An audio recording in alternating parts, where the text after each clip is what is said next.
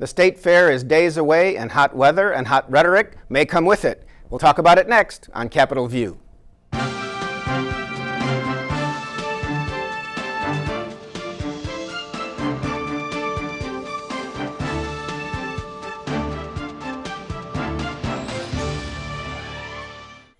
Welcome to Capitol View, the program where we talk about state issues, sometimes federal issues, and how they just might affect your life. I'm Bernie Schoenburg from the State Journal-Register.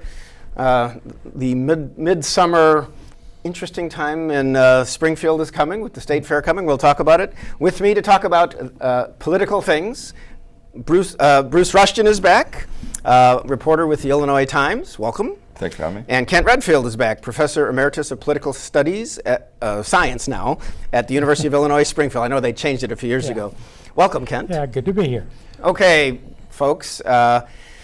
So state government, people have been kind of focused on the national election in the last few weeks with the national conventions. There's been a little bit of a lull with the governor having just a week ago spent some time going to various locations talking about term limits again after the stopgap budget got passed.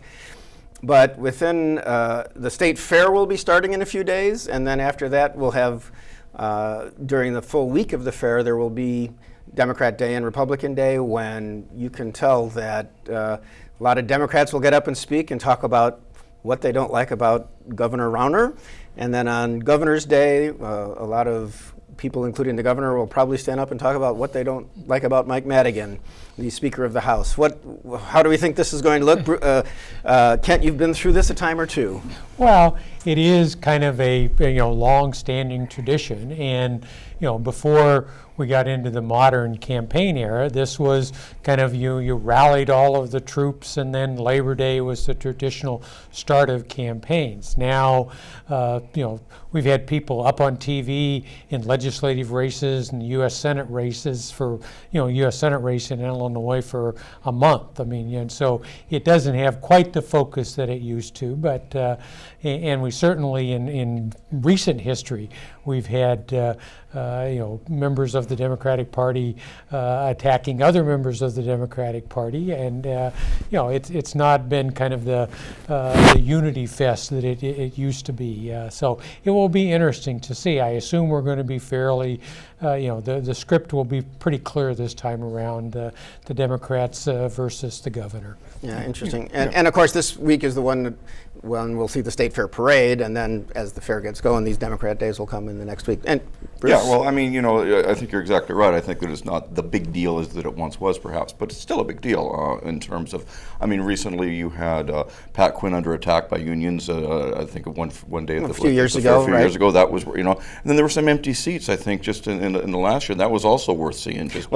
Yeah, and it's interesting because Democrat Day at the fair, Speaker Madigan, the Democrats have, there's a Democratic County Chairman's Association that they have a big brunch at a hotel, and then Speaker Madigan some years has had a little of a program in the afternoon, but the old-fashioned rally in the afternoon at the director's lawn of the state fair isn't always that big a deal, and many of the speakers from the morning don't come to the afternoon, or some do. And you're right. There was actually a group of people from like a home and aid society in Chicago who came to watch and then left on their buses, and they were the last congressional candidates. I took a picture and with the Twitter thing with my phone of all these empty seats, and a local speaker still on the stage. So the staging has been better in recent years in the afternoon at the fair by the governor and his people. Well, they have a new director now, so everything is going to be fine. Well, we'll see how it goes. We'll see how it goes. And of course, in the old days, as you remember, Kent, even Mayor Daley One used to send down a bunch of people on trains or buses or whatever to pack the fair for the day, and we'll see how it goes. I mean, at least last year, Governor Rauner had big banners and a giant, the giant flag backdrop was used by both parties on the stage there, but a well-orchestrated push to get things going. So we'll see what happens, and of course the parade comes first. We'll see how that goes. Just the timing of when we do these shows, since we did the last one, the governor signed some bills. Often they come on Friday afternoons, but one of the ones involved marijuana, where it was kind of shown that Bruce Rauner can be somewhat moderate on things if you consider lowering the fines or lowering the sanctions for marijuana use or possession from what they used to be.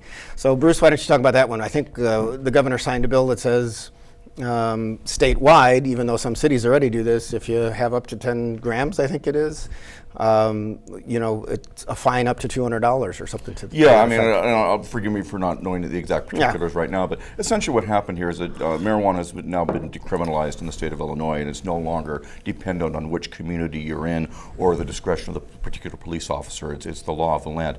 And essentially what it does is it allows a fairly large amount of marijuana. I mean, not enough that you'd be going around selling it, but I believe the threshold is something around a quarter ounce or something in that neighborhood. And that is not an insignificant amount of marijuana, at least when we look to states where marijuana is now legal, Washington, Colorado, for example. That's roughly $50 or $60 or $75, depending on the grade. That's that much worth of marijuana. And so that's now going to be legal with a fine, not legal, but it's no longer a jailable offense. It's the equivalent of a ticket, something like a $200 fine, and then it goes away. It's automatically expunged. Nobody ever finds out about it after, I believe, 60 days or 90 days or something of that nature. And so this was essentially exactly what had been proposed during the veto session last fall. The amounts were slightly different. The legislature had passed a bill with an amount slightly higher than what the governor wanted, with fines slightly lower than what the governor wanted. Still there in the same ballpark. Normal said, hey, just go with what the governor said. The Normal meaning veto, the National Organization for the Reform of Marijuana Laws, advocates for legal marijuana, said what the governor wants to have happen here is a good thing to have happen.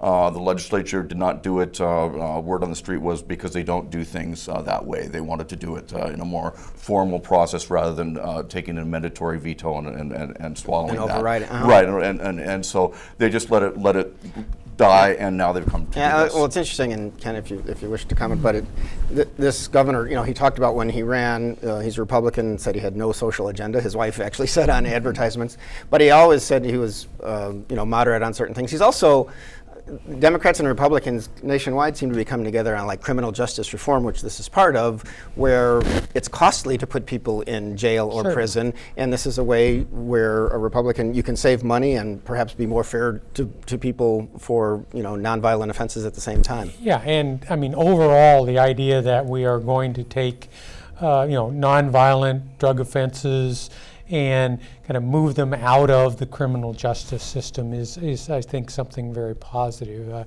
We had a long history with the war on drugs, and we saw this week the president was commuting sentences for people who were sentenced under older laws for lifetime imprisonment in terms of distribution, certainly. Yeah, including a man in Springfield who had a life and sentence. So it's a much more pragmatic, non-ideological, and really kind of non-judgmental, and from a moral standpoint, kind of an approach to criminal justice, which is interesting. And so, the governor is not particularly pushing an agenda one way or another on the marijuana. He's just saying, what's the good public policy thing here, and how can we move it? And that seems to be a way that he deals with it. And I would add, I mean, part of this, the ice was broken in a sense by other states. Washington, Colorado, Oregon, several other states legal for even recreational use.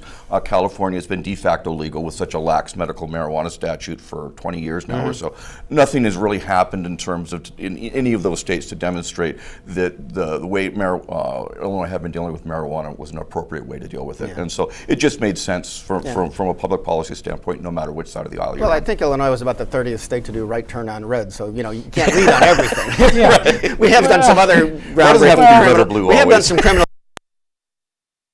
groundbreaking, that follows how police and community should get together. And Kwame Arul, the state senator from Chicago, was involved in that with various groups, including police groups. So Illinois, has been doing this criminal justice reform, and this governor's been going along with it. So, kind of interesting. Kent, the governor has also signed something about right of conscience and health care, which means, I think if you go to, say, a hospital that doesn't provide abortions, but you are pregnant, then you at least have to be told of what your options are.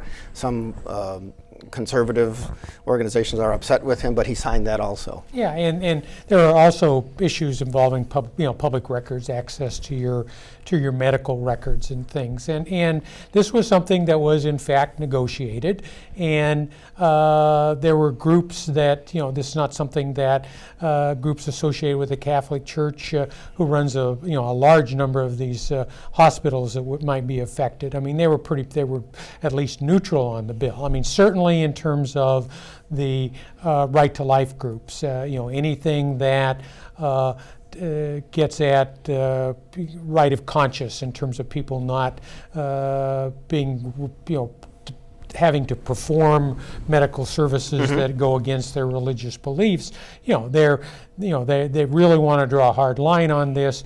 Again, and in this case, it's just counseling to say that's available, but they don't want to do that either. Yeah, it's informational, and like I say, there's a public records aspect to it, and so again, this is it's similar to the marijuana. I mean, this is the governor saying, this is a reasonable kind of public policy sort of thing without getting into taking a stand one way or another on the issue of abortion. And so I think that's likely. He's going to, he seems to be cautious in these areas, but if you don't get out too far out in front, if it's something that's worth, the culture has changed, or people have said this is a better way from public policy standpoint, the governor seems to be willing to work through it, although every time we do this, he seems to want to have his, his stamp on it in terms of, making sure that it's reasonable and doesn't go overboard. I think this is likely to be it seems to be a pattern in terms of how he deals with these issues. Right, and I'm not sure it's necessarily a political thing, but just in this last week, Planned Parenthood in Springfield, which recently moved to a new facility in Springfield, which is bigger and provides them more opportunity to provide services, they are providing not only chemical abortions, which I guess are drugs, but medical ones, which can go on to, I guess, week 18. And people who have wanted that service, it hasn't been in Springfield for years and years, if ever, at least through Planned Parenthood, and people have had to travel like 100 miles to other clinics to do this. Some people on the Right to Life side were demonstrating, but this is just a new service being offered in Springfield. The 1973 Roe versus Wade decision says that it's a right, and continues to be controversial because. In Illinois, given that it is a Democratic legislature that tends to lean, more to the pro-life, pro-choice side on this, you don't get these, we don't have these laws that were passed to kind of the trap laws, the targeted restrictions on abortion, that the courts now have started to strike them down. Yeah, like the Texas law that said you had to have any abortion clinic had to have hospital-like equipment, and then half of the clinics in the state were closed down. And we just don't make a lot of policy on things relating to abortion. If you're pro-life or pro-choice, you get the maximum benefit out of that by taking a position, and and that's fine for the campaign. If we do things, then they may or may not work, and so we've tended to just ignore things like doing restrictions on the facilities and stuff. Bills get introduced, but they never go anywhere, and that's kind of the way that issue has been for really quite a while in Illinois. Okay, another just ongoing thing now again that we've really taken off until after November, the legislature has on the governor in fashioning the next phase of the state budget. We have the stopgap budget. We don't have a full year budget, but some universities are going to open, schools are going to open. But there is still sparring going on because the largest state government workers union, AFSCME, still does not have a new contract with the administration of Governor Bruce Rauner. And then the Rauner administration put out a document the other day that Doug Finke of our staff got a copy of. We did a story that the governor's people say, we hear that there's a strike date set for as early as September 1, and AFSCME is going to fine people who cross the picket line or it's threatening to do so. And then AFSCME said, no, that's not true. There's no strike date. We don't have, there's no talk of any fines for that, although I guess they can fine people a little bit or, their dues amount for doing certain things. But again, it was clash, the administration and AFSCME, and we still are operating on the old contract without a new one? Where is this one going? Well, I mean, I would find it, just it doesn't seem to be in the union's interest to strike. I mean, because they're operating under the old contract, which I think is one that they would prefer over the proposals that have been made, by Bruce Rushton. Mm-hmm. And so, if they can just have the status quo and enjoy the status quo, or not enjoy, but endure, or just have that, then I think that they're satisfied, and I don't see any reason for them to strike. And so, for the union to be setting a strike date, I just find that really yeah. curious. And they just said, here's again the administration of Rushton throwing about rumors that just try to rile people up. That's their view anyway. Yeah, and we may, if we get a ruling from the administrative judge, then, that could go to the State Labor Relations Board, and they could make a decision. And, and if they declare an impasse, then that becomes a calculus on the governor's standpoint. Do you want to impose a contract that might result in a shutdown in, a month before the election, 6 weeks before the election? We're adding one more piece of uncertainty in there. I mean, we know what the governor wants to do. He wants to impose the contract that he's, their last offer, but it may be, an interesting question of timing in terms of what kind of more chaos do you want to have going on that people might blame one side or the other for as we get to the end of what's going to be a very contentious election. So, this is kind of stay tuned in terms of this stuff. It is indeed. Speaking of staying tuned, Bruce, Frank Montino is the case of our. His title is? State Auditor General. State Auditor General. I know. This is why we have, and he's still under investigation for what happened with his campaign funds, how he used his campaign funds when he was a state legislator for more than 2 decades. And where is that case? Well, I think it's somewhat in limbo. When at last check, he was supposed to produce certain documents to the state elections board. He failed to produce documents / explanations, and so I think now is there going to be a hearing? And if there's going to be a hearing, what's he going to say? And I would expect he's going to say, "I'd plead the fifth," given that he's partly because he's under federal investigation. Under federal investigation, and has so, agreed to that, right? Yeah, and I think that both, politically, I mean, the state elections board, it's equal amount, equally Democratic, equally Republican. I don't see, or if there is some big push to get this, figured out before Election Day, it doesn't seem to be apparent. And so, certainly the U.S. Attorney's Office is working under one would presume to be working under no sort of deadline. Yeah, they always work at their own pace. They work at their own pace. Yeah. And so what you've got now is that you've also got this looming date, which some Republican legislators have brought up, and I think properly so, that sometime in January, so his pension kicks up significantly if he manages to hold on to his current position.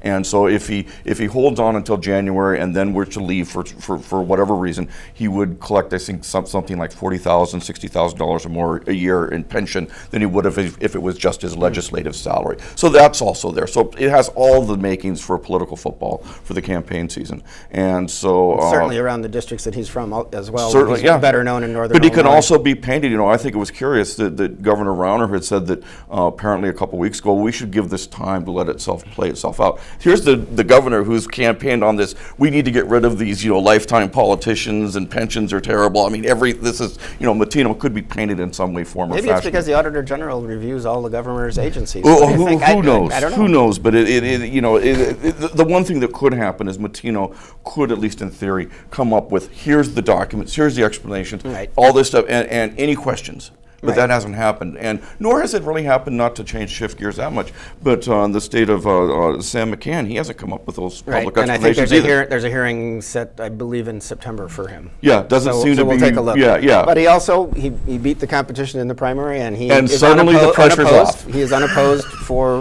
re-election to the Senate this fall. So we'll see. So I mentioned at the beginning of every one of these shows, we talk about federal issues too. The Obamacare, the federal program that got so many more people insurance. Blue Cross Blue Shield of Illinois issued some documents saying we might have to raise rates something like 23 to 45%. Yes. That caused quite a stir.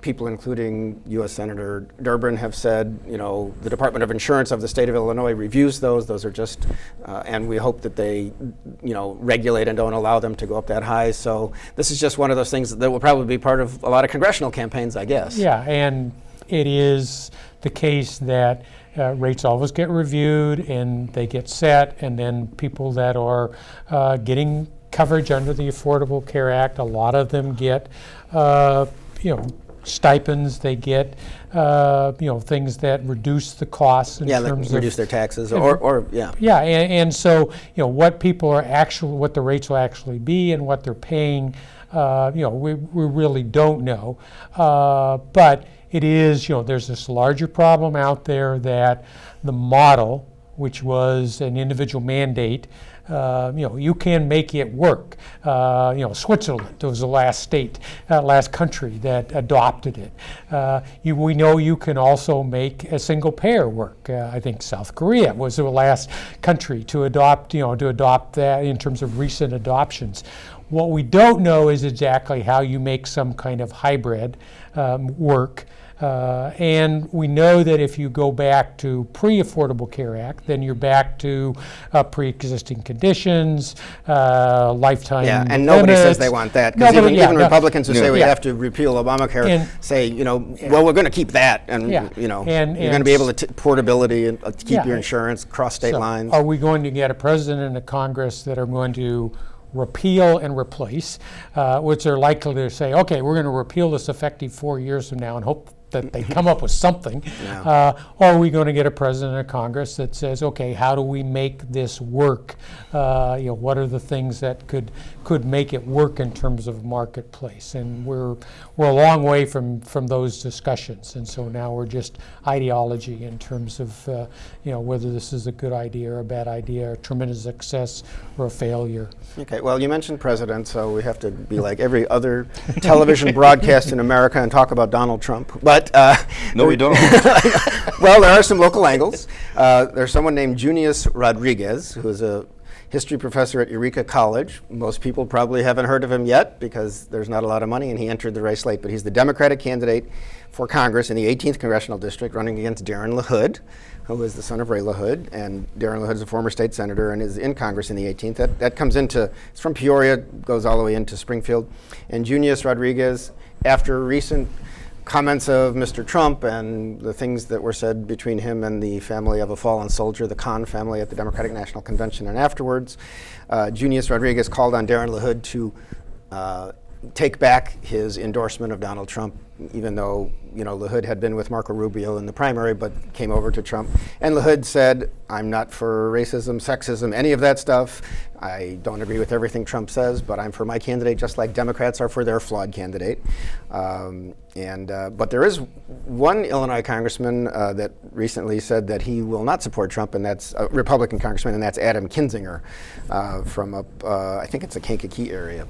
So what does any of this mean? And Rodney Davis is also sticking with Donald Trump so far, and he's the 13th congressional district. The beauty of Trump is he's like an escalator. There's always in action, and you can get off any time. I mean, and so, well, it seems to be happening here and there. So the thing is that every third day or even every other day, you can pretty much be assured he's going to say something outrageous that would be grounds for pulling support. And so we're early on. We've still got quite a while until election day. I wouldn't say that is LaHood going to be on board on election day? Well, who knows? It depends on what the polls say and what Trump says, and so and I think that's true for a lot of candidates. Ken, is this going to? I guess the question is it's going to affect Illinois races very much because we think we're a blue state. I mean, in recent years.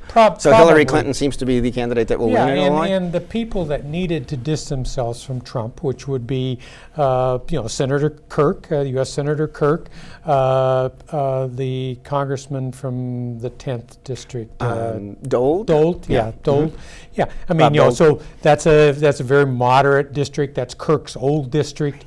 So you've got people that have tough elections, running in a Democratic state, who have just stayed away from Trump like poison, and tried to minimize their impact on the race. When we're talking about Darren Hood's district, Rodney Davis's district, those districts are, they're not in any danger that those are going to flip Democratic. Well, I mean, I think the 13th, which is Davis's, given It's a little more competitive. is a little. I mean, Sure. it was quite competitive. He only won by 1,200 votes when he ran in 2012. Although this year it might be a three-way race with an independent, and he looks pretty safe. The 18th, where LaHood is quite conservative or quite Republican, or so it seems. So we'll see what happens. Yeah, so I don't, it isn't, the only reason that we'll have Trump and Clinton in Illinois will be to raise money. I mean, that's, in Chicago, they're not going to try, no, Illinois will not be in play. And the people that,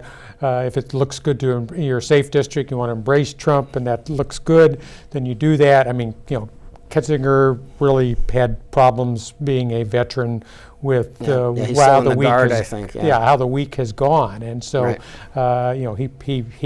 he distanced himself. Interesting. But, yeah. Bruce, just to mention one of our brethren in this business, the Chicago Tribune has been doing, at least a couple of days so far, very large stories, several pages of pig farming, in industrial pig farming in Illinois. I think you've written about some of that industry. They're questioning, if oversight is lax, if animals are being mistreated. You think this will generate change? Because sometimes when a major newspaper like that does a major story, and some of the farms they're talking about are near here. Yeah, well, I mean, one thing I think that it's a good topic to delve into, given the number of applications for new confinement facilities. As you mentioned, I'd done a story on this a few weeks ago in which it turns out that the folks that are building these facilities are migrant construction workers brought in under agricultural visas. Right, because as they're opposed, building pig farms because they're building, hogs, they're pouring concrete on pig farms as opposed to office buildings, and so they get paid less with no overtime. And so, but that's part and parcel with this whole thing of industrialized pork production, which is happening at a scale untoward. It's never before been seen in Illinois. It's happened in other states. I mean, North Carolina has been through, among other states, had a big rise in pig farming confinement operations, and which generated some scrutiny. And but I'm not seeing. While it's interesting, I think that it's the fish kills that the Tribune exposed. I think is most interesting. Okay. Well, we'll keep an eye. Kent Redfield, thank you. Bruce Rushton, thank you. We're out of time. I'm Bernie Schoenburg. Thank you for watching, and we'll see you next time on Capitol View.